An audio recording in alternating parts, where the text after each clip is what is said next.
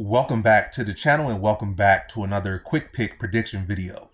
In this video, I'll be predicting the flyweight bout for the undisputed flyweight championship between reigning champion Alexandre Pantoja versus Steve Erceg. And how do I feel about this one right here is I'm going average confidence Alexandre Pantoja to beat Steve Erceg. So Steve Erceg is a very, very live dog here. And I think the odds reflect that. It's not a pick'em odds, but it's definitely, for as far as the guy that's, pretty much getting super fast forwarded to this title fight versus a defending champion, the odds are much closer than you would expect them to be, or would expect them in that situation without a particular name. Like you just generally said, situation, you're like, shouldn't he be like a minus 500 versus this guy?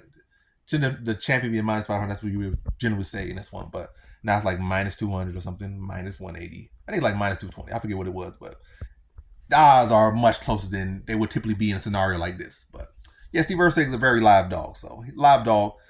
I think he's the more technical striker.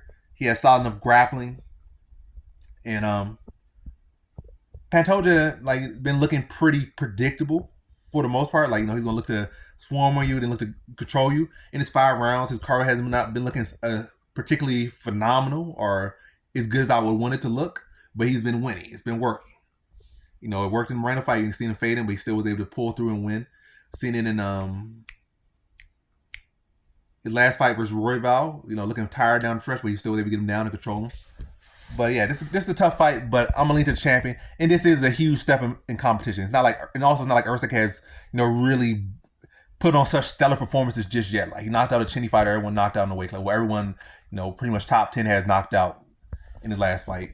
Outside of that, he's beat some okay up and comers, but he still has not really had such amazing statement performance. And I think Pantoja is definitely a step above, like a league above. Not to say that's going to look like that in the fight. It might look like the fight, but as far as where they are at, I feel like Pantoja has been fighting much higher level competition, and of course you're going to struggle more against higher level competition. So I feel like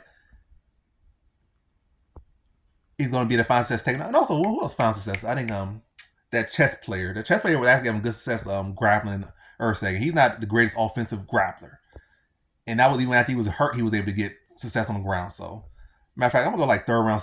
No, I'm gonna say second round submission for Pantoja. Average confidence, because again, Erceg's a live dog, but I feel like Pantoja's gonna show him levels in the grappling department. Yes, you're good, you're solid, you're well rounded, but Pantoja has been fighting guys, well beyond the level you're at right now for a good 5 years now.